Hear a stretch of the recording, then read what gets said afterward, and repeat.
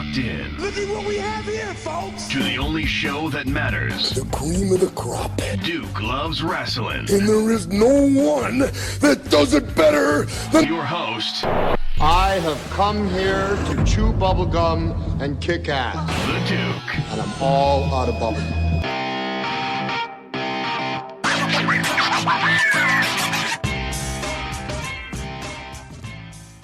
I had to bring back one of our favorite guests, somebody that everybody responded to so well last season when she came on the show. It's time to get an update from the lady who hails from the bourbon capital of the world. Okay, we're talking about the pride of Kentucky.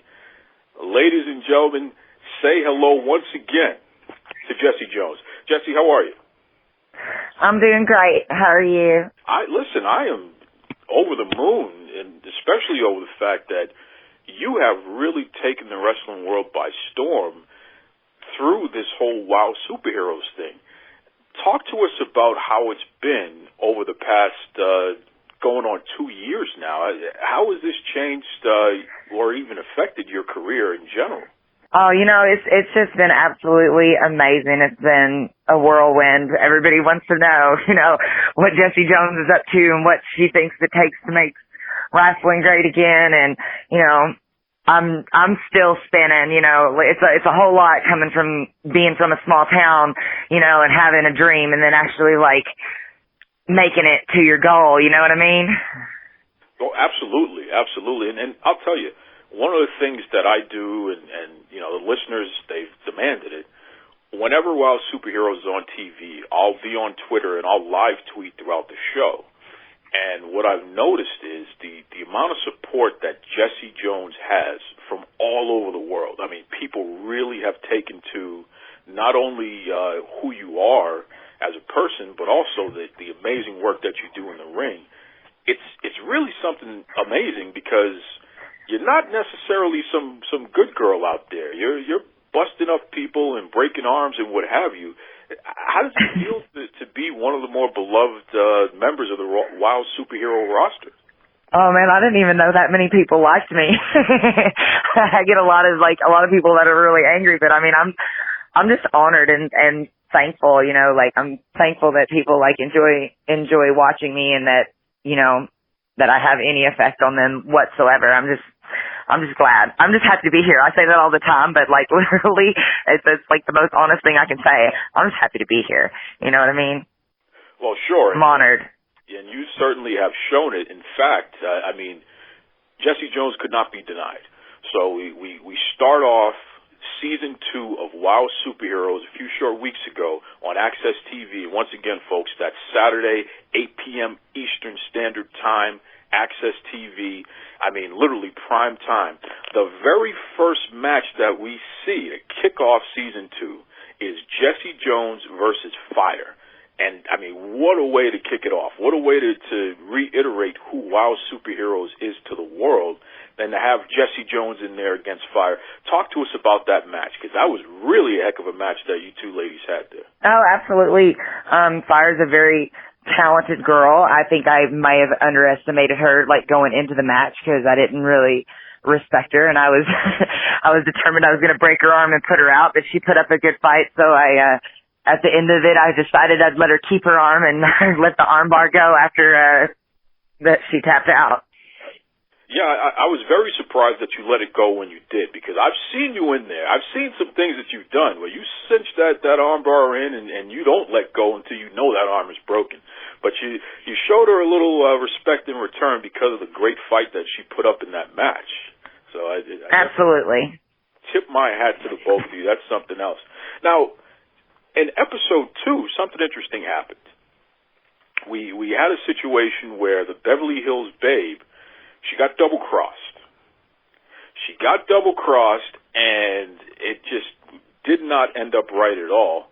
And yet, in the backstage area, you had some words with her, and you gave her a little bit of encouragement.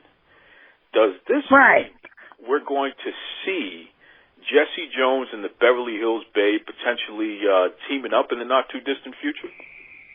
Well, you never know what'll happen, but basically, I've known, I'm not going to call her the Beverly Hills Babe, I've known Amber O'Neal the Bullet Babe for a very, very, very long time. And, you know, she has my respect. She's been around a long time. She's been all over the place. And to see her upset over some, you know, silicone injected goofy bimbo, like, I just had to, like, let her know, you know, remind her who she is. So, I mean, maybe we will line up, maybe not, but, like, I was just coming to her as a friend being like, girl, you're not the Beverly Hills Babe, you're the Bullet Babe, and you need to, like, forget that nonsense. Well, and I'll tell you, just to add on to that, I just could not believe that no good Lana Star, but between her and Faith The Lioness, they called Beverly Hills Babe Beverly Hillbilly or something like that. But talk to us about this Lana Star. Who does she think she is? I don't know who she thinks she is, honestly. Like, apparently she's been around forever. And she's not very clever neither, because if I was trying to insult somebody, I wouldn't call them Beverly Hillbilly. That's not even an insult. I love that show. like you're calling her somebody who came into millions of dollars struck by luck. How's that an insult? Like, I don't know what Lana Star's intentions are, but I do know if she crosses paths with me, she's going to have a really bad day and a really hurt arm. You got that right. We're talking to Jessie Jones from Wow Superheroes. Now what's up with this Faith The Lioness? I mean, is she the real deal here? Because there's just something about her that's a little off to me. It's almost as if she's trying to put on a performance instead of showing who she really is. And now that she's aligned with that no good Lana Star, I'm a little concerned. Well, what's up with this Faith? I ain't sure about Faith. She's another one of these new kids, you know, like Steffi Slave, you know, like, what is it, Azteca, you know, like, I don't know anything about her, but I know she's taken the wrong company. Bad association is not the what you want to do. Like, so, I mean, she's young and dumb, I guess, and she'll learn her lesson in one way or many ways, but, she's not making some good, choices right now. I mean, you're somebody who has wrestled all over the world, all over the country. You have a lot of experience, and you've come up the hard way. I mean, it has not been easy for you. You've had to earn every single thing that you've had in pro wrestling. To see these young pop star wannabe, pretty prissy girls here just step into a promotion and they're automatically on national TV, how does that make you feel? I mean, what do you think about that they have such an easy road to stardom? Well, that's the whole issue, the make Rasslin great again. It didn't happen like that, you know, when I was good. It took me 14 years to get to where I am. So all these rookies that are coming up, eventually they're going to find themselves across the ring from me. And they better hope that they have got in a lot of training and that they're taking it seriously, because I am absolutely ruthless when it comes to being in the ring. There ain't no Southern hospitality in the squared circle, if you know what I mean. You got that right. And it's funny because, you know, when I let the listeners know that you were going to be coming back to the show, we did get a couple of questions. In fact, we have Coach Dustin Davis. He wanted to know if there was ever a time where you got really angry in the ring and what happened. And, you know, you were just so deliberate and so focused when that bell rings. I know that you definitely put a hurting on your opponents. Has anyone pushed you to the point where you literally snapped, where you weren't in as much control and you really had to teach them a lesson? You ever see me not let go of the armbar immediately after the tap out? Oh. There's a reason. That's a lesson. Yeah, that's a good point. That's well stated there. So tell us, what's going to happen here in season 2? Because what I don't understand is how other people are getting these title shots. And in fact, you had a young lady in Serpentine where she literally just walked into the promotion and she was automatically in the main event against Tessa Blanchard. I don't understand how that happened for the WoW Superheroes Championship. When is Jessie Jones going to get her shot so she can break some arms and get some gold in WoW Superheroes? I ain't quite sure, but I don't really care. To me, it ain't about it ain't about belts. It's about respect. So I respect Tessa. She's worked hard to get her spot. She's worked hard to earn that championship. She's trained. She's been everywhere. I respect that. I don't care about a belt. Like, to me, it's just a trinket. You know what I mean? I've got tons of belts in the closet. What I care about is making wrestling great again and keeping the people who don't belong in the ring out or putting them out myself. That's right. And speaking of which, listen, I've seen a certain somebody in WoW Superheroes who thinks they're so intelligent. They think they have such a high IQ, and they've been talking a little trash to you on social media there, doing their little keyboard warrior routine. Some of these big mouths in WoW Superheroes and how they want to talk trash online. Are they saying anything when you see them? No, absolutely not. I know exactly who you're talking about too, and I think the last time I said something to her, I was like, what did she say? She said I was I don't even remember, but I just told her I was like, I'd rather be dumb and undefeated than somebody who hasn't competed. Like, you can say what you want to about me. You can call me dumb redneck. You know what? Might be true. I'm cool with that. But I know how to wrestle. And I ain't seen you in the ring. So you can keep your high IQ. You can use all your big words and stuff like that. But that ain't going to help you if you find yourself across the ring from me. Your IQ ain't going to do not a darn thing. You are going to get your arm broke. You hear that there, Sam Smart? So you better buy a sling now, because you're really putting yourself in a bad spot with Jessie Jones. I'm just going to put that out there. You know, like you said, yeah. She doesn't even compete, but she has a lot to say on Twitter, and I don't understand it. Makes no sense to me. Jessie, if fans want to reach out to you, if they want to follow you online, if they want to see whatever you got going on out there, what's the best way that they can keep some Jessie Jones in their life?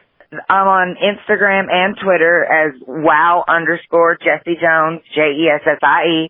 And then also, like, make sure you follow Access TV and WoW Superheroes, and you'll be all caught up on everything that's going on. I'm not very sociable. I don't talk to a lot of people. I'm all about my wrestling. I might, like, get in a comment here every now and then, but you know what I mean? I'm busy, I'm focused, I'm training, I'm driven, I'm motivated, I'm I'm on it. I'm wrestling, so I may or may not respond, but you can definitely follow and see what's going on.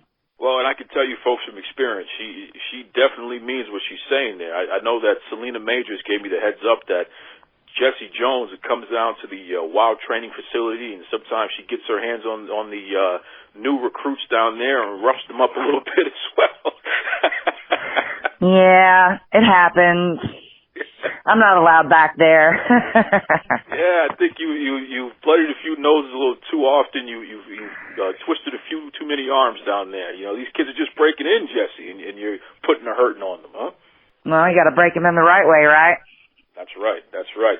Her name is Jessie Jones. Once again, folks, WoW Superheroes Season 2 on Access TV, 8 p.m. Eastern Standard Time, every Saturday night. You got to check it out, especially if you'd like to see Jessie Jones. Jessie, you got any final words for us? Hey, just make sure y'all watch, because Season 2, there's some awesome things happening. Like, you don't want to miss it. If you're a wrestling fan, not wrestling, if you're a wrestling fan, you are going to fall in love with WoW Superheroes, and you need to see it.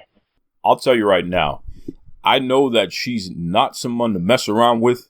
I know she's tough as nails, but I got a lot of time for WoW Superhero star Jessie Jones. She just tells it like it is. She's unapologetic about the fact that she knows she will bust you up if you step out of line.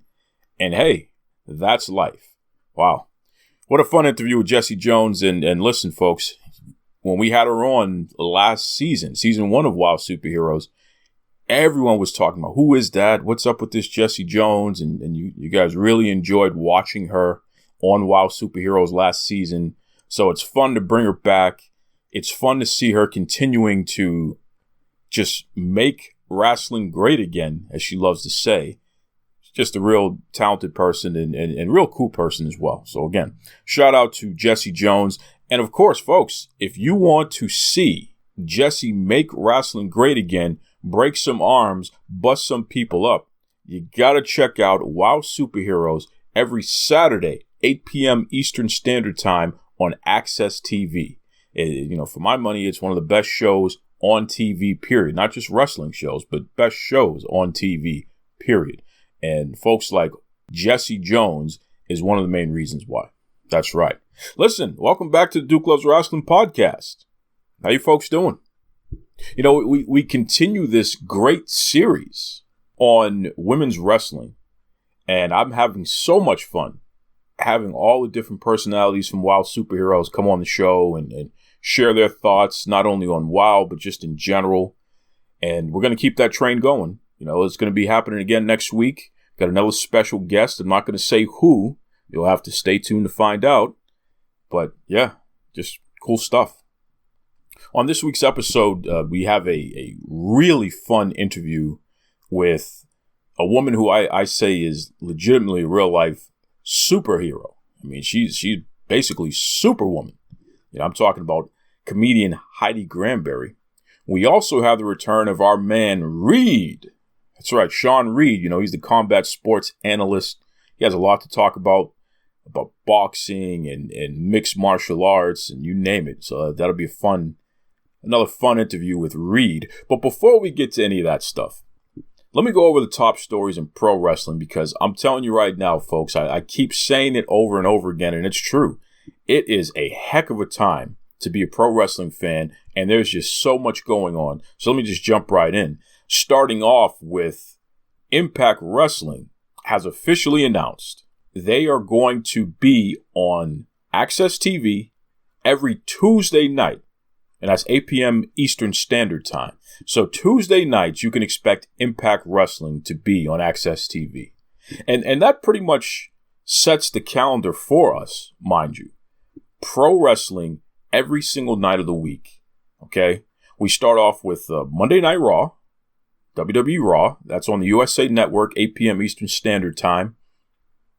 Tuesdays, we're going to have Impact, as I just stated. That's on Access TV, 8 p.m. Eastern Standard Time. Wednesdays, we're going to have NXT on the USA Network, 8 p.m. Eastern Standard Time. And we're also going to have AEW Dynamite on TNT, and that'll start at 8 p.m. Eastern Standard Time. So both of those shows are going to go head-to-head Wednesday nights. Thursdays, you can head over to the WWE Network for WWE NXT UK. And then we have Fridays, the premiere, which is coming this upcoming Friday, the premiere of SmackDown. That's right, SmackDown on Fox.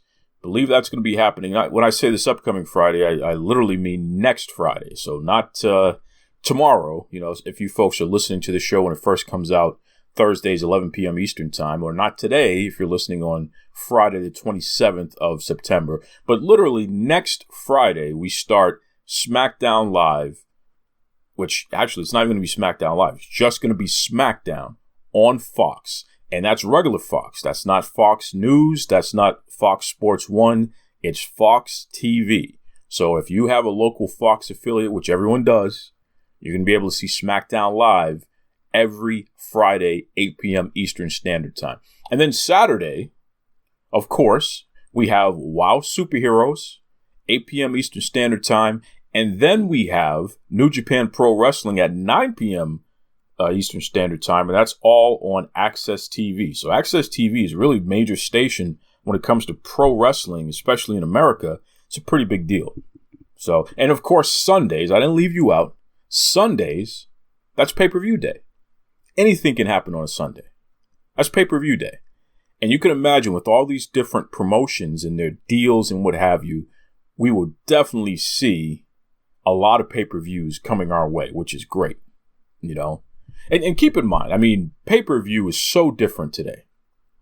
Before, you would have to call your local cable or satellite company and you order the show and what have you.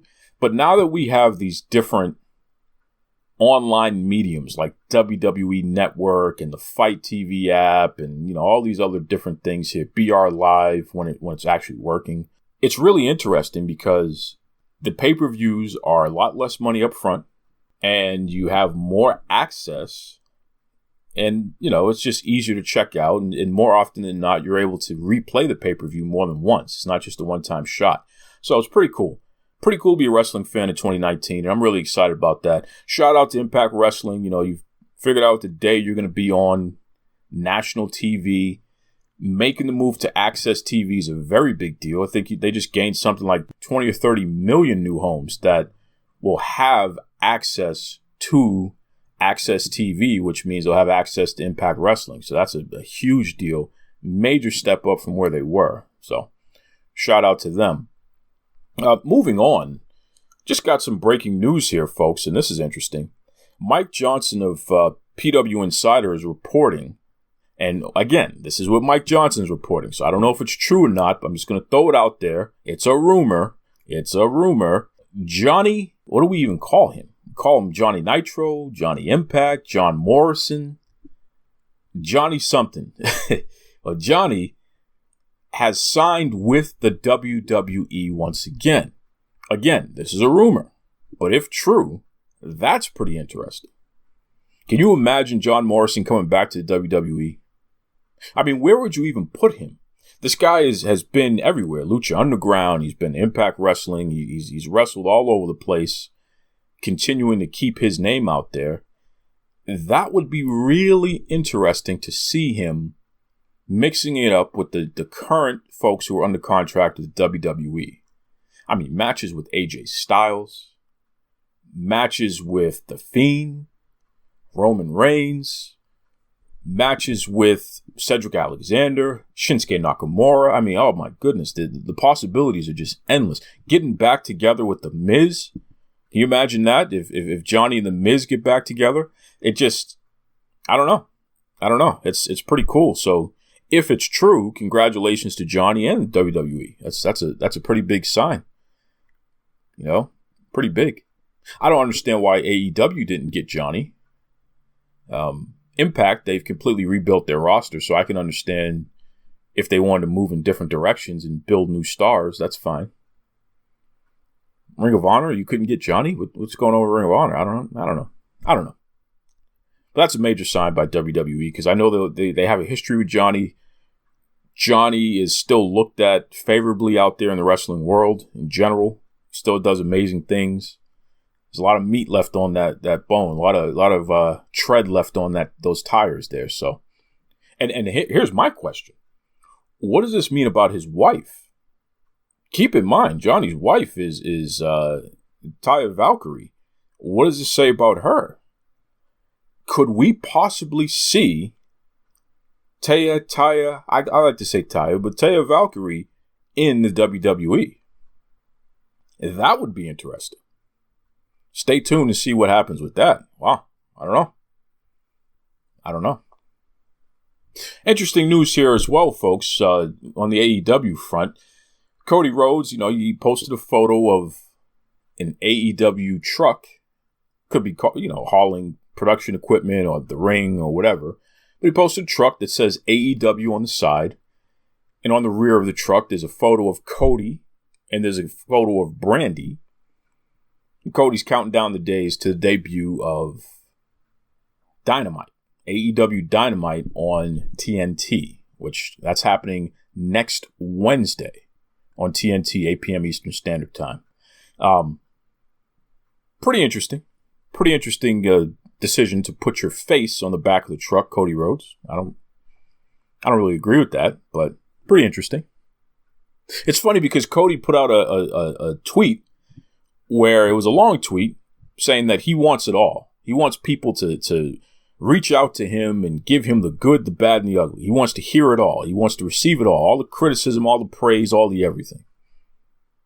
Cody Rhodes, I've been reaching out to you this entire time, you and your company. And I've absolutely pointed out what I like about what you guys do. I like the fact that Jim Ross is on commentary. I like the fact that Sonny Kiss is on the roster. I don't like the fact that Nyla Rose has been completely mismanaged the way you've booked her. She's going up in a women's final with somebody who's already rolled her up and pinned her in a match in AEW. I don't really understand that. I don't like the fact that there were no women's matches within the last 3 matches of your first 4 pay-per-views when you promoted the fact that you're going to take women's wrestling seriously. I don't like the fact that you claim that women were going to get paid equally, but you had to walk that back, which Brandy Rhodes did. I don't like the fact that there are no men of color in your men's title picture. And the top stars that you promote, there are no men of color across all your platforms. Yet you preach diversity. I've been talking to you, Cody. I don't know if you're listening. I know somebody in AEW is listening because there's a lot of phony Twitter accounts that keep sending me messages. They only have, you ever see those Twitter accounts, folks, where they have 1 or 2 followers? They have very little tweet history other than whatever they're saying to you. That's what happens to me every time AEW has an event. And I expect that to happen on Wednesday. In fact, all of the Duke Loves Rasslin listeners, I want you to pay close attention to the Duke Loves Rasslin Twitter feed on Wednesday starting at 8 p.m. Eastern Standard Time. Take a look at all the people who respond to anything I tweet and look at their pages and tell me if you don't see some what we would call dummy pages out there. These are false pages. These are not real. And I'll tell you right now, I'm just not going to respond to them anymore. If you don't have a photo of yourself or a photo of a brand that you own as your main photo, if you have less than 100 followers, if it looks like you just joined Twitter, literally, that lets me know that it's not a real page. You're just using a dummy page, and I'm not going to respond to you.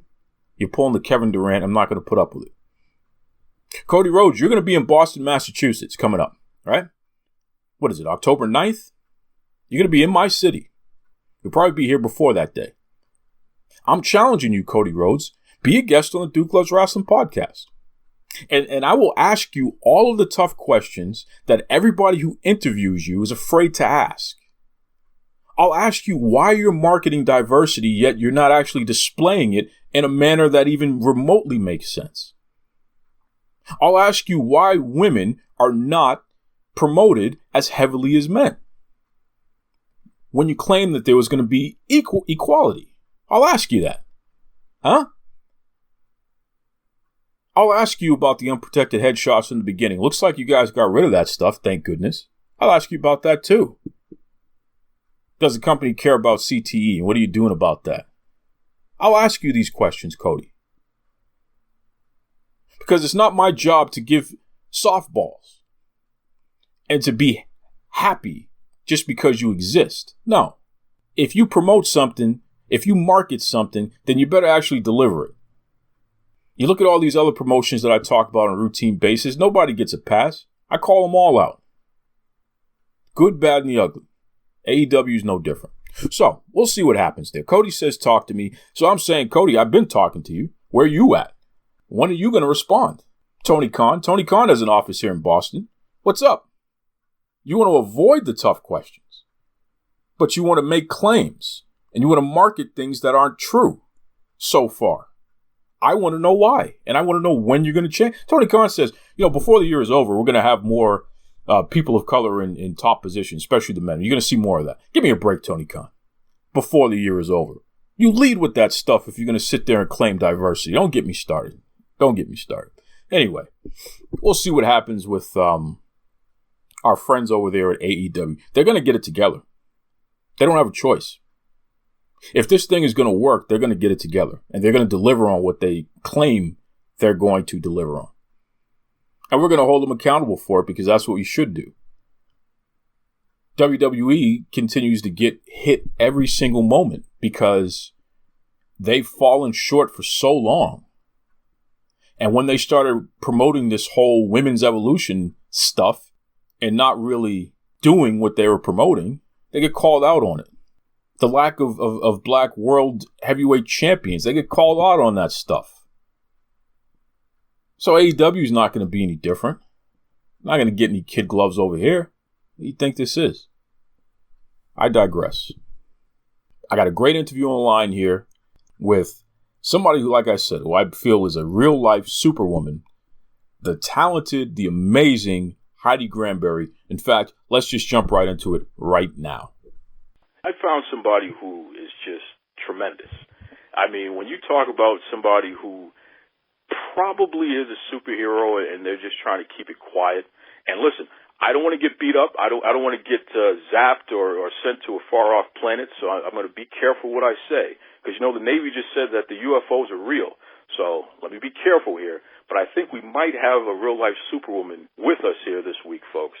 So let me speak to this person, and you can judge for yourself when you hear about her amazing story.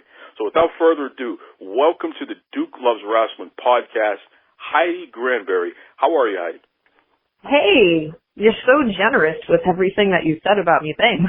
Appreciate that. But no, seriously, and look, I've done my research, so I know what's going on here. You actually wrestled in middle school and high school. Am I correct? Yes, that's right. So talk to us about that, because I'm a little confused. I haven't heard of too many women's wrestling teams in middle schools and high school. So was there a women's team, a girls' team, or were you wrestling with the boys? Right. So there wasn't a girls' team, so we wrestled on the boys' team. And I say we, it was my friend Nikki and I. We both wanted to do wrestling, so we did. And yeah, and since they didn't have a girls' team, they were forced to put us on the boys' team. And as a matter of fact, one of the coaches, Coach Crean, he was so opposed to it, he actually confronted me once during a practice.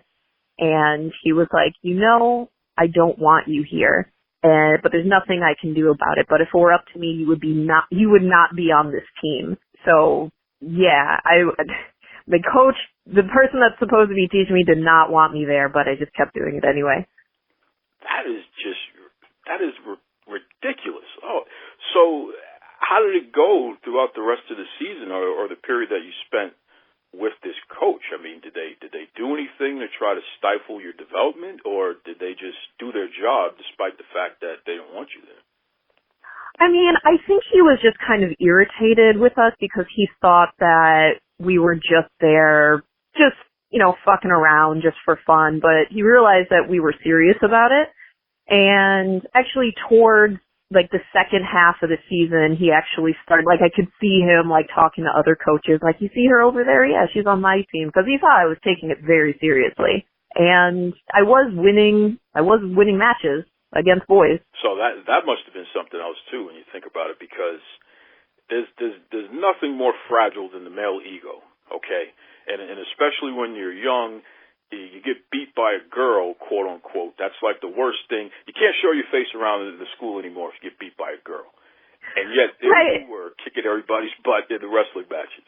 Right, but which is ridiculous, because I mean, they put you up against people that you are evenly matched against. Yes, you are a boy, but we weigh the same. We're doing the same workouts. We have the same training. So physically, at least at that age, before, because we were much younger, testosterone hadn't, kicked in quite yet. So we were actually evenly matched.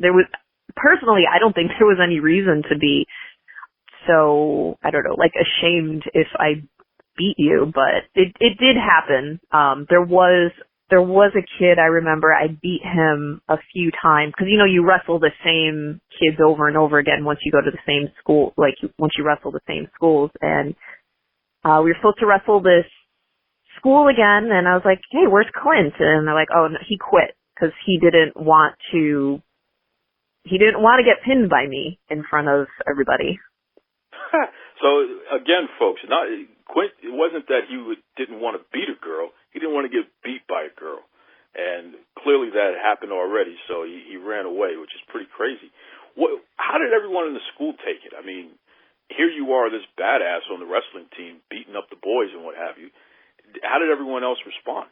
Pretty positively. They're pretty supportive, I would say. I remember everybody being pretty supportive, and being friends with a lot of the guys on the team. The guys didn't really give me much of a hard time. If anything, it was more of the adults sort of raising an eyebrow at it, but the younger people were like, yeah, you want to wrestle, just wrestle. Yeah, and as you know, it's usually the adults that'll mess it up. I mean, I can remember playing Little League Baseball, and it was the same situation. We definitely had girls on the team, and they were some of the best players on the team. And, if the umpire called something on somebody's kid, these folks were acting like they were ready to slice his tires and put them in a ditch or something. I mean, it's just really crazy stuff. So I definitely understand what you mean by it. The kids were all right with it, but it was the adults that were kind of getting in the way, so to speak. It's interesting, though, because, you know, you were doing the wrestling, and that wasn't enough for you. It's like, okay, so I'm doing the wrestling thing, and I'm beating people and what have you. That's not enough. You know what? I'm going to start doing some powerlifting, too. Tell us about that. What is this powerlifting stuff that I found out about? Well, I mean, I don't know if did you do wrestling in high school or middle school at all? No, I did football. I did baseball, and I was a commentator for the basketball team. But no, we didn't have a wrestling team, so unfortunately I couldn't do it. Plus, you would have just destroyed me if we were in the same area, so I'm kind of glad that I didn't have to do wrestling against somebody like yourself. Well, I was going to say, like, anybody that has participated in wrestling knows that is the hardest workout that that's the best shape you will ever be in.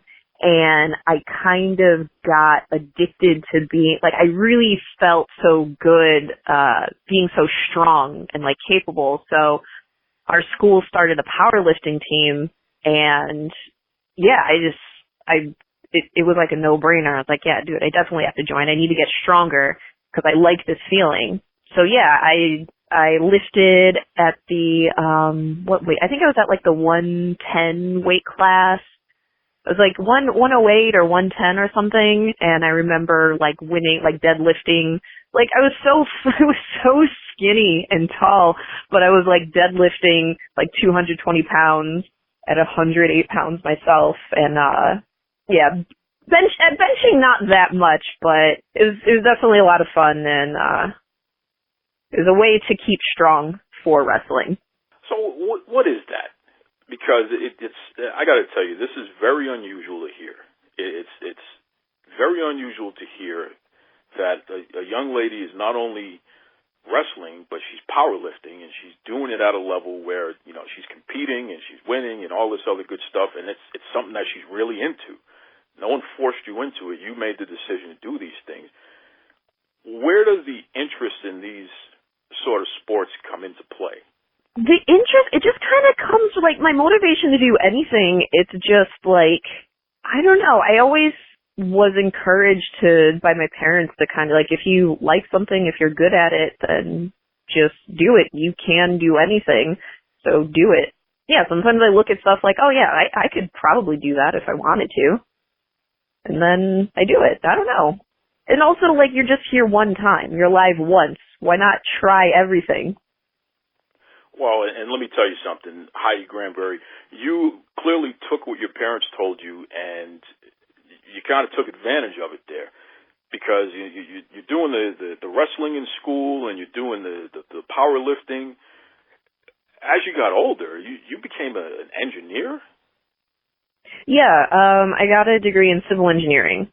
Okay, so what is this? Where does this come from now? What does a powerlifter and a wrestler do in becoming an engineer? How did that happen?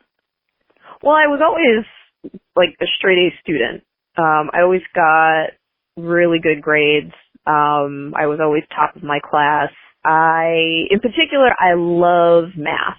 I was just trying to figure out, like, okay, what career can I get into that incorporates a lot of complex mathematics? And I came up on engineering, and then I just read a Wikipedia page that said civil engineers build bridges. I was like, well, fuck, I could build a bridge. So that was it. I can beat people in wrestling. I can lift more. And I can build a bridge. Whatever it is, I can do it. That's fine. Yeah. So you went through school, you got your degree, and then you were doing it. I got a question for you, because this is interesting, and especially hearing about what you said about the coach giving you a hard time. I mean, literally the person who's supposed to be teaching you how to wrestle and how to protect yourself and how to do it the right way, they let you know they don't even want you there. Yeah. Have you ever had a situation in engineering where you had to deal with a similar type of energy, or was there ever a situation where people took you for granted because you're a woman, or because you don't look like a quote-unquote engineer, so to speak? Right. So not in school because, again, like, people my age, like younger people are like, yeah, of course there's a black woman studying engineering, duh. But once I got into the working world, then it became kind of challenging. There was this one time that I was in the field. There's a construction manager. He was asking me why I hadn't marked out the height to which this mosaic tile was supposed to go on a wall. And I said, well, I need a laser level, so I can't do it yet. And he walked up to me and he grabbed my tape measure off my waist, snatched it off of my person, and then measured where the existing mosaic was, and then said, see, it's just 5 feet from the ground. Why are you making it so complicated? And then he gave it back to me, and then I asked him, are you done? Because, like, he was trying to embarrass me in front of my subcontractor. So I asked him, like, are you done? He's like, yeah. I was like, okay, so the reason why that measurement is going to work, or isn't going to work, is because, I don't know if you noticed, but the ground has, like, the floor has a 2% slope. So that measurement that you took doesn't really mean anything unless you want the mosaic tile to be on a slight slant. So as I said before, I need to wait until I get a laser level until we can figure out where to put the mosaic. And then he said, oh. And then he just sort of like walked away slowly. But things like that happen to me where people try to undermine me or question my authority or make me look stupid. And I don't want to have to make them look stupid in front of everybody, but sometimes they don't give me a choice. You know, that probably is your superpower. People who are in this world try to make others look stupid, and you just have to, you're the mirror that shines up on them and let them know, no, it's actually you, it's not me. Yeah. That is just a ridiculous story. It's incredible that it happened, where the guy literally took the measure off of your person. Off of my body. That is just ridiculous. That is absolutely ridiculous. And oh, by the way, he didn't know what he was talking about, and he's supposed to be in charge. And where the fuck is your tape measure? Why are you taking mine? Unbelievable. We're talking to the real-life superwoman, Heidi Grandberry. Now, you said that you did the wrestling in school, and you did the powerlifting. You moved on, and you became a civil engineer, literally because you read something about building bridges and you knew that you could build a bridge. So it's like, all right, I'll just be a civil engineer. Yep. Lately, you've been doing something completely unrelated to all of that. Yeah. Talk to us about this comedy stuff. You actually got into the comedy business. Yeah, so I lived in Chicago for 7 years, and while there, I took up improv at Second City, Chicago. I also did improv in high school. And then I got into the storytelling scene in Chicago. And then I dated a guy who had like a really great sense of humor, and he just told me, he's like, Heidi, you know, if you moved to New York, if you just tried stand-up comedy, you would do well. And I respected his opinion so much that I was like, okay. And I moved to New York, and now I'm doing stand-up comedy, and it's going really well. I don't know what to do. Literally, it's just like, okay, I can do that, yep. So, and then you just go do it. Yeah. Wow. So talk to us about the comedy thing, though. You said it's going really well. What is this about? I mean, what is it that motivates you to even want to do it? I can't speak for all comedians, but I think maybe for many comedians it's just based on, you know, personal experiences. I have just a lot of tragedy in my life, but like a coping mechanism is like putting a funny spin on it. I find that like not only cheers me up, but makes a lot of other people laugh. Also, the other thing, it's weird, engineering kind of ties into it. The way that I can explain things very clearly, I think plays a part in how, okay, I'm not explaining things very clearly right now, but I explain things very clearly when I'm on stage, and people, I don't know, it all just kind of works. Well, and I'll speak from experience, just checking out some of your stuff. you absolutely are a solid storyteller, and there's a lot of irony, and it's just, but it's real life stuff, and it's hilarious because it's like, wow, you know. First of all, I can't believe she just said that, but even more importantly, like, she's right. It is. It's an interesting take on comedy that is hilarious, and especially coming from this person who also wrestled in high school and was this power lifter and was this engineer, this amazing job, this person who can build bridges, and now she's doing this other amazing job where it's like, oh, by the way, I moved to New York and I'm a comedian now. Here I am. Yeah. Unbelievable. Let me ask you this, because clearly you're a person that is, it doesn't seem like you know where the limit is, and you're not interested in where the limit is. There's no ceiling for you. You're just moving. What's some advice you can give to others who may not necessarily have that type of confidence and what have you, especially young people? What's some advice that you can share with them, just based on your own experiences there? Figure out who you are. Spend some time alone and be very, very honest with yourself, because it's really easy to get swept into what other people think of you. And when you're never going to please everybody, and when you're living for other people, you're not really living. So you really have to figure out, who are you? What are your likes and dislikes? What are your core beliefs? And then it makes things so much easier, because I know, like, a lot of young people are just sort of feeling a bit lost, like, what do I do with my life? What is my passion? And that's I fucking hate that word. What is your passion? You have to figure out your passion. There's a lot of pressure tied to that word. I mean, I would say that I don't have one passion. I mean, look, I just kind of do everything. And that's my passion. I want to live a life that, like, every day is a little bit different. And I'm learning something every day, and I want to be a person that is open to criticism. I want to be a person that can change, and I want my opinion to change on things. Like, if I'm wrong, tell me. I love being wrong. I love to be the kind of person that is open to being wrong, because then I can be better. Not only did it make sense, you kind of took it to another level. That was, damn, that was deep. Now, I know that, you know, folks listening, and especially if they weren't aware of who you were before, they certainly are now. If they want to reach out, if they want to follow your journey, if they want to find out, you know, when's the next time you have a comedy thing going on, where can they go? Where can they go where they can figure out how to get some Heidi Grandberry in their life? Go to my Instagram at Heidi Grandberry. Spell my name Heidi. And Grandberry is grand like Grand Canyon, berry like strawberry. Heidi Grandberry. I post everything on my Instagram. Go there. A website will come soon, and that will also be posted on Instagram. And you have a comedy series that you do every few months or so. Is that correct?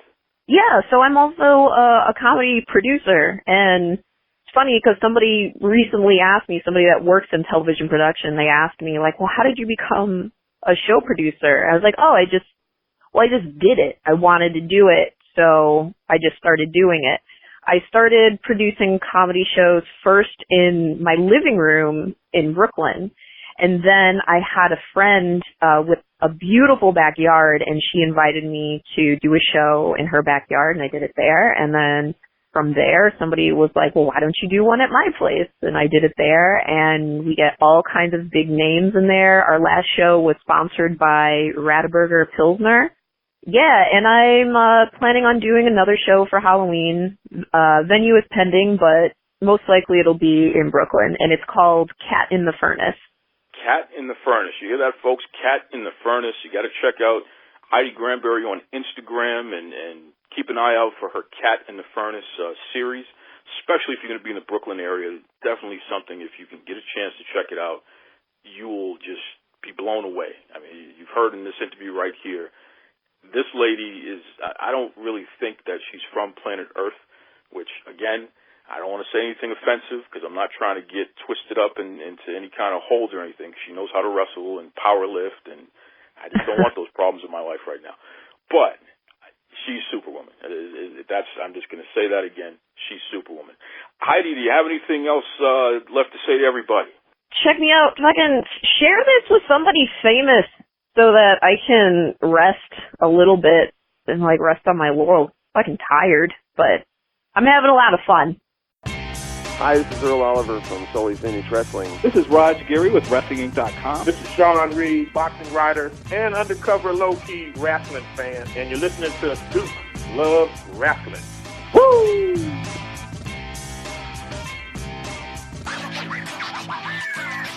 Wow. I'll tell you, man, that lady is just amazingly talented, inspirational.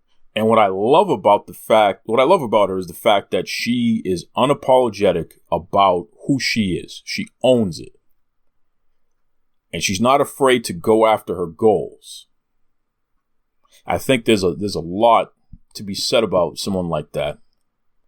And I think it's really something that everybody should take a look at and listen to what she said there. I mean, she said, get to know who you are and be honest with yourself about who you are. That's a big deal, man. I'm all about that. That's good stuff. So we'll be checking back with Heidi Grandberry. And of course, please head over to her Instagram account, Heidi Grandberry. And I'll put the link up on the Duke Loves Rasslin Twitter and Facebook account so you folks can definitely check her out. Please give her a follow. Keep your eyes peeled. I'm not going to say any names, but some A-list comedians have been checking in on what she's been doing. And they've been giving her rave reviews. Like, I'm serious. I expect this young lady to be on a national and international stage in the not too distant future just because she's doing such a great job. And so many big names have been co-signing her, including her sponsors. It really is fascinating. So shout out to Heidi Grandberry. She's good people, man. That's right. Okay, up next, I'm going to get my man Reed on the line because I got to talk some boxing. I got to talk some combat sports. I got to talk to my boy Reed and find out what's been going on. All right, my man, the famed combat sports expert here, Reed. How are you, brother? I'm good, Brother Duke. How you doing, my man? Listen, Reed, I am just completely off the wall, man. I'm still thinking about this Valor Bare Knuckle 1. This bare knuckle pay-per-view that Ken Shamrock and his team just had there. I can't remember a time that I saw so much action in such a short period of time, and it was all just really on point. It was exciting. Talk to us about this whole concept of bare knuckle fighting and just your views on that, Reed, because you're a guy who has done boxing promoting. You write about boxing, you podcast about it, and of course, you know your MMA and all that good stuff as well. Talk to us about this concept of bare knuckle fighting and just your thoughts on that. It's the purest form of fistic arts. Before there were gloves, men fought bare knuckles. So what they're doing today, what Ken Shamrock and Valor have introduced, is what was done at the beginning. We're just returning back to our roots, from the root to the fruit, like Boondini Brown used to say when he was in Muhammad Ali's corner. Of course, the casual fan, there's the threat of more violence. You know, there'll be more blood. There could be more teeth loss. Obviously, more one-punch finishes. But just based on the footage, I didn't see the card in its entirety, but you did a good job of keeping your timeline flooded with links and whatnot. And, I mean, every one of them, you could hear the appreciation of the crowd, especially with the Godbeard dude. Like, I don't know if he was intended to be the star of the show, but it seems like he stole the show. Knocking dudes smooth out. And even me, as a boxing fan who appreciates the sweet science of an Andre Ward or a Pernell Whitaker or even a Floyd Mayweather, I appreciate that to the fullest. But no one, and I mean no one, wants to see a 12-round or a decision fight every single time. You want to see some knockouts. And Valor delivered. They over-delivered, in fact. It was, and you told me the stats were good. The event was well received. Is that true? Absolutely. In fact, they were number one in Google search results, and it wasn't even close. it was interesting because UFC Mexico was happening at the same time, but it was Valor Bare Knuckle that, and combined with Ken Shamrock, and then also God Beer and some, Ishe Smith, some of the other folks who were on the card, it completely outperformed UFC Mexico. And correct me if I'm wrong, but I believe the UFC Mexico was shown on ESPN Plus versus it being a pay-per-view. So my point is, it was even cheaper to watch UFC Mexico because ESPN Plus is like $9.95 a month or something to that effect. So it was cost-effective, but yet you're telling me Valor in its first show, in its inaugural event, outdid a UFC show. That's phenomenal. Like, you couldn't. I don't know if Ken Shamrock even dreamt of that occurring. I don't, in his wildest dreams, I doubt if he thought his first show would outperform a UFC show. He has to be ecstatic over that. Well, and here's the thing that I definitely come to because, and you understand this, Reed. I mean, we're sports fans and we love combat sports in particular. There's something to be said about a company, about a league, about a promotion that markets something to you and then delivers. Absolutely. One of the things that Shamrock said, and he said it on this show, said it everywhere, it's going to be quick. You're going to see knockouts. And as far as the punching in particular, it's not going to be people just wailing on each other and being all wild and what have you. It's going to be targeted. It's going to be precise. Because you only have so many punches you can throw before you break your hand or something like that. Sure. So people are going to be very tactical and very, specific about where they're throwing their hands. And they delivered. That's exactly what we got from the card there. What I think it speaks to is the fact that Ken Shamrock is a former fighter himself. Usually we got guys in suits putting these shows together. Now I've read where Dana White boxed. But no disrespect, Dana White wasn't a fighter, if you know what I'm saying. Anyone can go in the gym, and I've sparred people. I hit bags occasionally to this day, but at no point have I ever been a fighter, if you know what I mean. Ken Shamrock has been there on every level, so he knows what fans want, and you can see his fighters performing for him to make the show what it was. I think the fact that he has his experience, he's a legend in combat sports, so guys not only want to fight on his card, they want to make Ken Shamrock proud. And that's what we saw, and I think we'll continue to see more of this. He'll only beef up his roster. I can't see the viewership numbers dwindling. It's only going to improve from here. What do you think of the name God Beer, which I guess this is the guy's real name? What do you think of that name, God Beer? Hey, two of life's essentials. I believe in God. I pray every day to God. Don't know if God's a man or woman, black or white, a human-like being or just a spirit, but I believe in God, and I'm a beer drinker. Two of life's essentials, God Beer. So just based on name alone, I'm a fan. And then I saw how the brother looks, and I saw how he performed, knocking people smooth out. Yeah, I can't. Like I said, if he wasn't intended to be the face of Valor, beyond Ken Shamrock, obviously, he certainly is now based on the way he looked. Didn't he have 2 fights on the card? Oh yeah. And he was. What was the duration of those 2 fights? I don't even think they combined for 3 minutes. I think it was less than a minute and a half, maybe 2 minutes total. And Mike Tyson to this day probably the single most popular fighter that ever lived, or infamous, however you want to word it. People didn't miss Mike Tyson's fights knowing, hey, this shit could be over in 90 seconds. People still forked over money, hand over fist to see those 90 seconds. And those 90 seconds were worth it. As long as God Beer is knocking people out, there'll continue to be fans lining up to see him. And I'll be one of them for sure. Well said. Well said.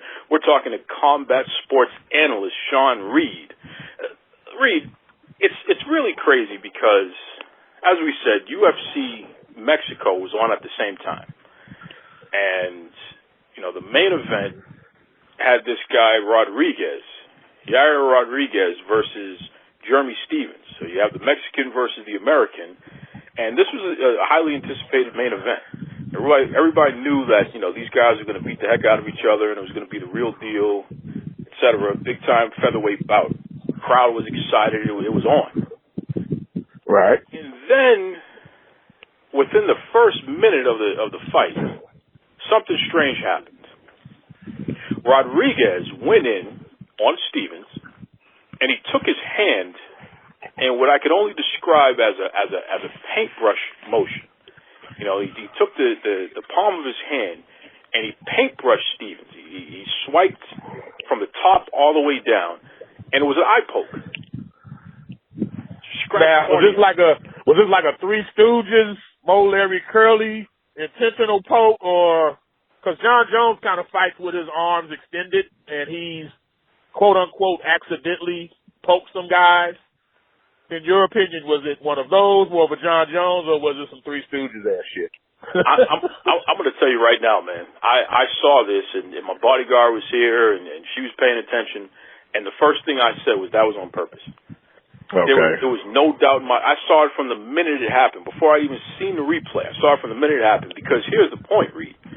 When you're blocking a shot, you side swipe. When you're throwing a shot, you can throw a straight palm strike. That's fine. Sure. But it wouldn't flow the way that this thing flowed. This guy, the best way I could describe it is if you were holding a paintbrush in your hand and you started from the top and you slid the paintbrush down, that's what he did. But it was like a slight jab at doing that, and it was directly aimed at the eye. There was no two ways about it. So that would have been the only part of Stevens that he could have affected doing what he was doing would have been his eye. Pretty much. It wasn't like he was trying to break a nose, because you would have taken the palm of your hand, the bottom of your hand, and do it. Those fingers went into the eyes. There's no two ways about it. And I believe it was a scratch cornea. I mean, Stevens' eyes you could see it starting to swell up and everything at the time. He could barely open it. It just wasn't happening. Right. So the referee, Herb Dean, he has a lot of experience. He gave 5 minutes. Stevens couldn't open that eye. Herb Dean was not going to put him in a position where he had to unintelligently defend himself, because he can't see. So he stopped the fight. And this is despite the fact that the doctor who was in there, his body language signified that there was no way he was stopping that fight, despite the fact that the man couldn't open his eye. So Rodriguez starts going crazy, and he starts, crying and things like that, because the fans react. Now, Rodriguez is at home, mind you. This is the Mexican guy who's at home fighting the American. The fans react. They start throwing ice and bottles and all kinds of stuff into the ring. I thought it was Bash at the beach when Hulk Hogan turned into a bad guy. Everybody just throwing the trash into the ring. It was crazy, right? So the fans are throwing all their garbage into the ring. Rodriguez has a complete meltdown where he starts crying and screaming.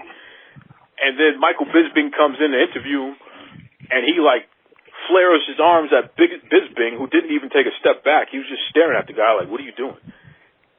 Because, Bisping, he's a heavyweight. He probably would have knocked him out. Bisping, right, he's a former middleweight champion. You don't want that. He's a legend. He would want that smoke. He would have cleaned this boy's clock if he didn't calm himself down. And he did apologize after he realized what he did. So this guy is just completely unstable in that ring, it looked like. Obviously, he was very emotional in a manner that you don't expect to see from a world-class fighter, especially in the ring when they're supposed to be fighting. You don't get out of control here. That's how you would lose. He pokes the guy in the eye, crowd reacts, they're pissed off, everybody's pissed off, and this is their main event. Main event gets called. At the same time, Reed, as God Beer is knocking people out in his main event. Yeah, that's not a good look. And just speaking on the psychology, I'm not in Mr. Rodriguez's body, but I know particularly with Mexicans and Mexican fans, they're the most hardcore and passionate fans in boxing for sure, and it's probably crossing over to mixed martial arts day by day. Based on the sequence of events, especially because I trust your opinion, Duke. If you're telling me it looked intentional, I'm thinking he might have done that because he was a little leery of Stevens, wanted to compromise him in a way, but didn't want the fight to be stopped right then. So as soon as the fight gets stopped, he's like, oh, shit. Because here's another thing. Mexican fans yeah, they're going to root for the Mexican every damn time, but above that, they want to see a good-ass fight. So right then in that moment, Rodriguez is like, damn, I know I poked him intentionally, but shit, now he can't fight. Now my own people are going to be pissed because they just want to see a damn fight. They just want to see a damn fight. Ultimately, from my matchmaking days, especially if you're having a fight in Mexico, it's wise to pit a Mexican against a Mexican. If you're going to pit a Mexican against a non-Mexican, you better be pretty damn sure the Mexican is going to win, or else the crowd, it's not 100% across the board, but the crowd can get unruly. Before Errol Spence, who we'll talk about in a second, before Errol Spence became Errol Spence, when he was just some, regular local amateur kid, he could be in Dallas fighting an amateur kid from L.A. in Dallas, and all the Dallas Hispanic people would cheer for the Mexican kid. That's just how it is. That's just how it is, man. They're very passionate and supportive of their own, and I can't be mad at that at all. Can't be mad at that at all. But taking it back to your original point, I think all of that in that moment hit Rodriguez harder than Stevens was allowed to, and that's why he had the meltdown he had in the ring. Just my opinion. I could be wrong, but it makes sense to me just based on my experience. Well, and again, for me, where I had, one event on the TV and I had, the other event on the computer, it was abundantly clear that Valor Bare Knuckle 1 was the more entertaining event for the night, mainly because we got what we wanted. We wanted to see knockouts. We wanted to see, badass dudes just go in there and take care of business. That's what they did. And Valor got praise for carrying off a good event. UFC Mexico got props, or not props, but got press because of the controversy of it all. Right. I see what you're saying. Absolutely. And in fact, I everything that I've seen since then, it's going to go down in history as one of the worst MMA events ever. Like, that's how bad it was. But this was in the first round, correct? Like, the fight didn't even get to play out or anything, right? I don't even think it was 14. It was about 14 seconds. Oh my, that's one of the. It was one of the worst case scenario. That's the worst. A 14-second fight that no one wins. That's especially for Mexican fans. Oh hell no! They want their money back, man. Yeah. That was a rough night there. That was a rough night. I was surprised everybody was able to get out of the ring. The fans were so upset. It was. And at that point, being one of their own doesn't matter. You're part of the problem, bruh. Yeah. I need my money back, Yair Rodriguez. What's up? Yeah. So, and the dude had the nerve to talk trash afterwards. So, like, you had your chance to be tough during the fight. Don't be tough after the fight. That's the whole point. During the fight. Right. That's the whole point. So again, shout out to Valor Bare Knuckle. I'm going to reach out to Ken Shamrock and his team over there. I got to find out when their next event is going to be, and they better have another event because this was such a success. I'm sure they can replicate it. You just got to find more fighters. But after seeing, and this is the other part, and Reed, you may be able to speak to this. As a boxer, how many folk do you think would even line up to put themselves in a position where they're doing the bare knuckle thing? Because one of the things that was made clear, this is not like boxing because of what you can't do, because of the damage that you can do your own self with the fact that you don't have the gloves on. Right. Do you think most boxers would even be interested in doing something like this? I think, for one, you're going to get the boxer who's at the tail end of his boxing career, or perhaps has even been retired for a bit, sort of like Ishii Smith. I think it's very feasible and plausible for that former boxer who was renowned for punching power. Now, that wasn't Ishii Smith. Paulie Malignaggi fought. It was surprising because he couldn't even punch and always hurt his hand in boxing. So it was like, why the hell are you doing bare knuckle?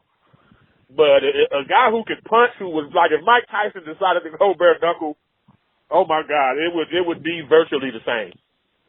He would run through people. He doesn't have that killer in him anymore, but just theoretically, with his hands and his speed and his power, a fighter of that ilk, someone who, even if you weren't terribly good at boxing, but everyone knew you could punch, was like an Ernie Shavers. Ernie Shavers never won a world title. A former heavyweight fighter, fought Larry Holmes, Ali, all the greats, Ken Norton. Didn't beat many of them, but he could punch like hell. To a man, they all said, hardest puncher ever fought was Ernie Shavers. Now, he's in his 70s now or whatever, but say he was 35 or 40, that would be a perfect vehicle. Valor would be a perfect vehicle for someone like him. So any former fighter who could bang, I would be interested. I don't know what the pay scale is, but that's a way to line your pockets a little bit more before you finally hang it up for good. Well said. Well said. Speaking of controversy and somebody going in there to bang, what the heck happened with that Tyson Fury fight from a few weeks back there? I'm still confused about what happened there, Reed. Fury, he played Otto Wallin lightly. He took him lightly. Fury fights to the level of his opponent. You put him in with Deontay Wilder, Fury looks like the best heavyweight on the planet. Now, the problem is, he's already signed to fight Wilder even before he stepped into the ring for his last fight. So he's already got his eyes on the big fish. Now, he won the fight. Let's not get it twisted. He won the fight, but Wallin was a little tougher than we expected. He was taller. He's about Fury's height. Like, Fury doesn't fight too many dudes his height because he's 6'9" his damn self. You know, it wasn't the easiest fight for Fury. And then the cut. Once it was determined that a punch caused the cut, the controversy stemmed from the fact that it was on ESPN, and the whole time they're hyping the next fight against Wilder. So, indirectly or directly, there was obviously pressure on the referee and the ringside position. Because think of it this way. I forget if I think the fight was in Vegas. I don't remember for sure. Pretty sure Wilder Fury 2 would be. So, are you really going to be the guy to stop this fight against Wallin, knowing that Fury's going to make probably 10 times that amount against Wilder, and you could be the referee of that fight? So the bigger the fight, the bigger the purse is for the judges, for the ringside position, and for the referees. So with that said, the controversy is legit. I don't know to what degree ESPN was doing the eye wink thing and sliding envelopes with money in it to allow the fight to continue. But I've seen cuts not close to that bad result in a fight stoppage. I have. But that said, I'm glad they didn't stop the fight because Wallin wasn't beating Tyson Fury. You know what I'm saying? Like, Roy Jones had a loss on a DQ. His first official loss was by disqualification. That's BS. You got disqualified. You didn't lose. Same thing. If Fury had lost that fight and had his first loss that way, that wouldn't have sat well with me because he was winning the fight. He won the fight. Yeah, the guy cut you with a punch, but the ref let it go, and we saw that he came out victorious. So the ref made the right decision. I don't think he made the right decision for honest reasons, though. He made that decision because he knew the pot at the end of the rainbow was allowing this fight to continue so Fury could get to Wilder. Now, with that said, that cut was so bad, they were planning on fighting in February. There's no way that fight's going to happen in February. Now, that cut will need quite some time to heal. I bet it'll be April or May of 2020 before we see Fury Wilder 2. Wow, that's a hot take right there. Wow. Yeah, man, I'm going to give it to you raw and uncut, you know. That's what a hot take. Man, well, and that's a good point. You can't take any opponent lightly. If you're going to step in the ring with somebody, just get the job done. Just get the job done. If he's got two hands and the ability to move his arms, he's a threat to beat you. He's a threat to beat you, period. Whether you've heard of him, whether I've heard of him, he signed to fight your ass. Okay, you better take him seriously. Well, speaking of which, what do we got going on this weekend here? Something that you've been hyping for well over 2 years now, Reed. We finally get the fight that combat sports expert Sean Reed has been saying we are destined to get someday. Talk to us about it. Saturday the 28th, Earl the Truth Spence Jr. versus Sean Showtime Porter. Spence has the IBF welterweight title. Porter has the WBC welterweight title. Both men were hoping to get a date with Manny Pacquiao. Pacquiao, of course, beat up Keith Thurman this summer, like July or whatever it was. But once Pacquiao said, hey, look, guys, I ain't fighting again in 2020, then they set sights on each other because they're thinking, okay, you got a belt, I got a belt. The winner will have 2 belts. Maybe Manny will want to have our belts and get closer to a unified champion, undisputed champion. I don't think Pacquiao will go that route, but he's irrelevant. This fight here is going to be just the style. Sometimes the styles, they conspire to make a good fight. Porter, he doesn't take a backward step hardly at all. And Spence, despite his quiet demeanor and pretty boy looks and the puppy dog eyes, he's a mean dude who likes to hurt people. He's a gentleman, don't get it twisted, but he likes hurting people. And there's like a switch. When it's time to get in that ring, he's all business, man. These dudes were actually friends. Like, they put their friendship on hold and everything, and they're talking shit at each other, to each other in a way where I'm thinking the friendship is probably over. Just with me, I'm so competitive, was never particularly good in any sport, but I'm competitive anyway. So if I was to fight a guy, we were friends, you kick my ass, I'm not interested in being friends with you anymore. I'm that type of sore loser. Yeah, if I see you in public, you with your wife and kids, sure, I'll say hi. You know, I'll hug your wife, I'll dap you up. But I'm not going to sit and kick it with your ass. No, you beat me, bro. I have nothing. I don't want to I don't want to engage with you like that anymore because, yeah, you beat me. I feel like you took a piece of my manhood, and I don't want to revisit that. And I just see the way Spence and Porter are both talking. They're both very confident, talking about breaking each other. I'm going to break his will. I'm going to stop him. I'm going to make your daddy throw in the towel, like just all this stuff. And they're not cursing each other out. They're not going to your mama route. They're being gentlemanly, but serious, dude. Like, it's like, ooh. Like, just the type of shit you're like, yeah, you're not just trying to sell tickets here. You guys really want to put hands on each other.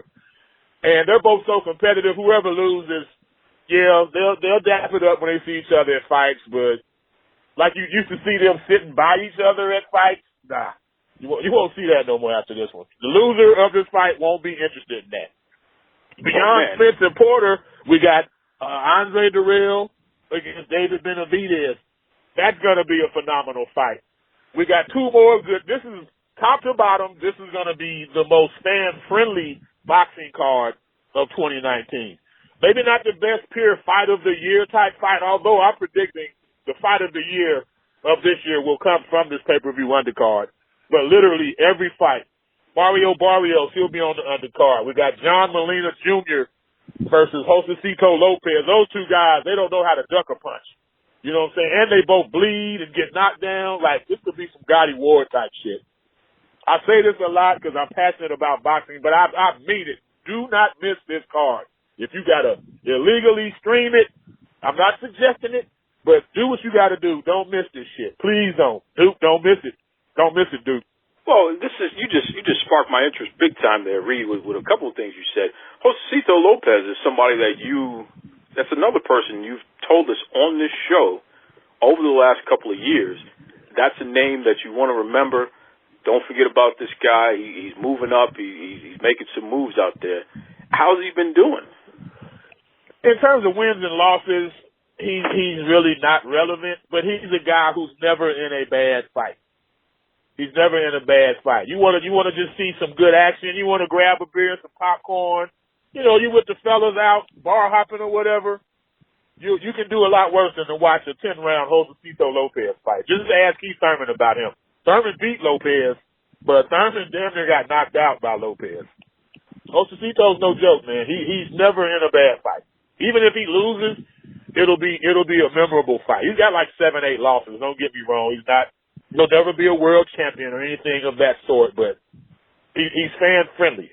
And he has a following, put it that way. It's like some mixed martial artists, they'll never be UFC champion, but they have fan followings bigger than some champions will ever have, just based on how they fight. And Josecito Lopez is one of those type of dudes. So then let us know now. Main event. Who's coming out on top and why? Earl Spence wins. Late stoppage, 9th or 10th round.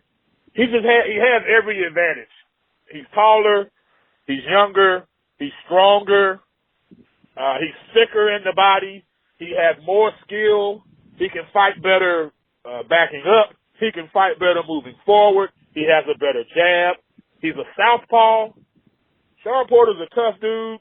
The only way Sean Porter will win is if he uses his head a lot. They call him a dirty fighter. To me, I don't know that there's such thing as dirty. When you're fighting, the object is to win. I don't, no nut shots or anything of that sort. But Porter uses his head effectively.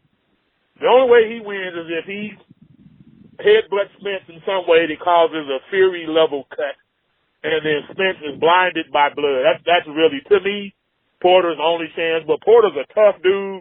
He's a proud man, so Spence is gonna have to earn it. He's not gonna Porter's not gonna lay down for him. It's like America's team, the Cowboys. We played last week against the Miami Dolphins. I believe at halftime the score was 10-6. We ended up beating them like 31-6.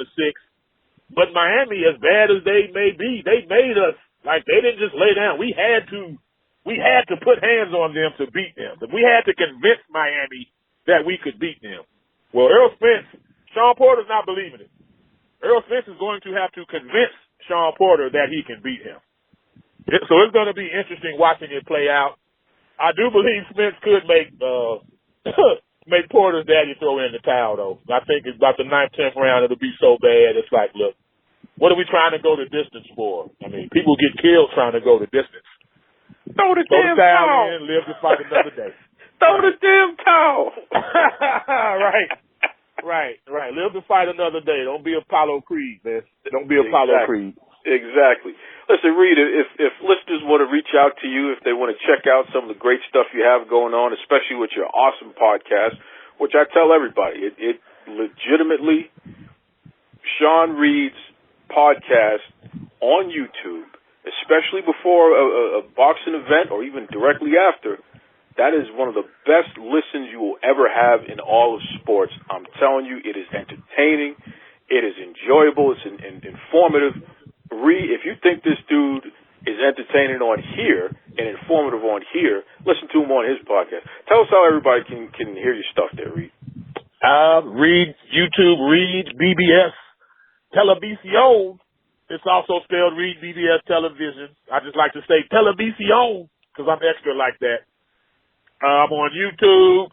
I'm on Instagram, Twitter, Facebook. You can find me. I've taken a little hiatus because the fight scene's been a little dead, but best believe I'm going to do an undercard podcast before the fight, and I'm going to do a prediction podcast before the fight this Saturday. And low-key, Duke, I think I might start doing some football podcasts. That's why I called it Reed BBS Television versus just boxing, so I have the leeway to talk about other things. Maybe I'll have you on one time. Who knows? Hey, listen, if we're going to do a football podcast, as long as I get to talk about the Patriot cheats, and as long as we talk about our Cowboys, we'll be all right. We could do 2 hours on that, yeah. His name is Sean Reed. Reed, as always, brother, appreciate you having you. In fact, you know what? We got to get you back next week because we want to know, post-fight, what did you think? What did you think happened there, and were your predictions correct, and what happens going forward? Can we get you back next week? Let's do it, brother. You know I'm down. To be continued. Always great to talk to Sean Reed. Once again, shout out to our friends over at Valor Bare Knuckle. Their VBK1 event was just so good. So good. Here we go. Ken Shamrock, he promotes this bare knuckle promotion, which is an MMA promotion. Guys are just beating each other up, no gloves on their hands, just bare knuckles. So because of that, you feel every punch. I saw an interview with Ishe Smith where he said, I felt every punch. And certainly he did. He said, in boxing, you don't feel anything because you have gloves on. Bare knuckle, you feel everything you throw. It hurts you just as much as it hurts the other person. Which means you have to pay attention to where you're throwing your punches and how you're throwing your punches. You got to be careful. So because of that, it's no less safe than your traditional MMA. In fact, it probably is just as safe. Definitely safer than boxing. You're not beating somebody's brains in all night long.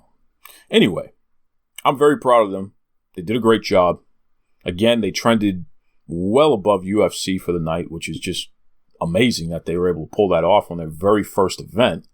And that's Ken Shamrock delivering what he marketed. He said it was going to be quick. You're going to see knockouts. It's going to be exciting. And that's exactly what happened. And most of us never heard of most of his fighters. We didn't know who the heck Mark Godbeer was. We sure do now. That dude is a star. We sure know who Godbeer is now.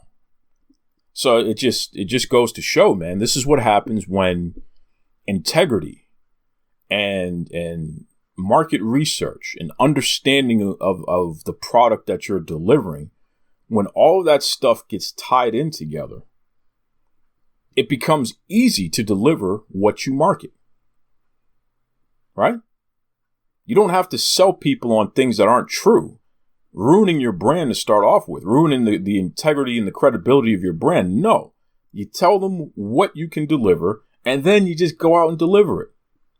So I got a lot of time for Ken Shamrock and Valor Bare Knuckle. I can't wait for their next event. In fact, I'm going to be hounding them. I need to get that information. When is the next Valor Bare Knuckle MMA event? I need to see it. I need to see it. That's right. That's right. Listen, it's been a fun episode as always, folks. Again, I want to give a shout out to WoW superhero star Jessie Jones. It's my homegirl, man. Good people. My brother from another mother, Reed. Sean Reed with the great analysis as always. Good stuff. And the superwoman, Heidi Grandberry. Again, she's going to be your next favorite comic in the world. I'm telling you, I got a feeling. I got a feeling, baby. Keep an eye out on her. That's right. Join us next week when we'll have more fun stuff going on. We'll have somebody else, another special guest from Wild Superheroes. Part 2 with Reed. I think I'm going to have Reed come back and let us know who won the big boxing match this weekend. So you'll have to stay tuned and check that out. Part 2 with Reed. And we'll have another guest. Keep this train going. Be kind to yourselves. Be kind to others. So Duke signing off. Bye-bye. Mr. Tony Schiavone, and we're desperately out of time on Duke Loves Wrestling.